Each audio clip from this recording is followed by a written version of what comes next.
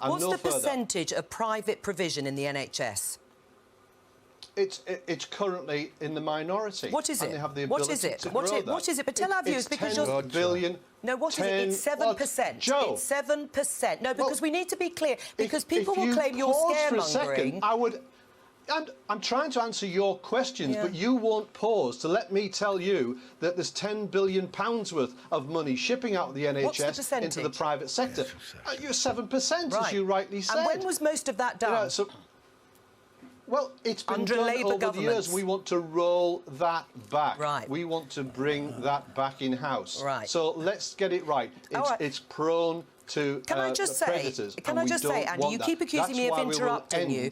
You keep accusing me of interrupting you, but I need to be clear about what you're saying. So it is about 7%. Most of that happened under previous Labour governments, under Gordon Brown and Tony Blair. It hasn't increased massively since then. And Jonathan Ashworth, your colleague, sat next to me to say you won't be rolling it back anytime soon. He's not going to do anything immediately to roll back that private provision. He's a pragmatic politician. They were his words. Now, I'm going to introduce you to the panel that I have here to respond. Can I answer that? Am I able to answer that? No, just not yet. I'll come back to you in a moment, but Christopher Mayer wants to say something on the panel. Very good. This is fantastic. Sorry, Andy, you make an allegation could you and I can't for a respond second? to it. Would you let me say something? Huh? Would you mind? Yeah, go on, Christopher. What I was going to say was, if you want to enshrine in law the sanctity of the NHS against any attempt to purchase bits of it, or even all of it, by the United States of America, you will probably find yourself in violation of the public procurement directive of the European Union, which lays down the rules for third parties to come in and procure stuff which is public.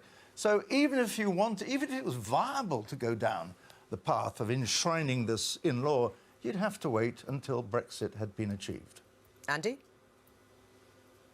Well, the Health and Social Care Act was passed under Andrew Lansley, under a Tory government, and that provided for any willing provider, any qualified provider to come in. And so the whole business of putting this out to tender was enshrined in law.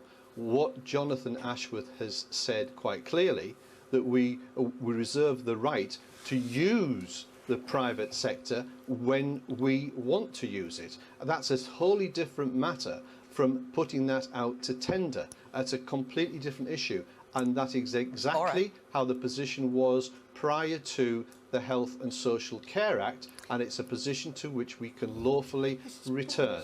Now, if anyone wants to disagree with me about that, fire away, but that's the statutory position.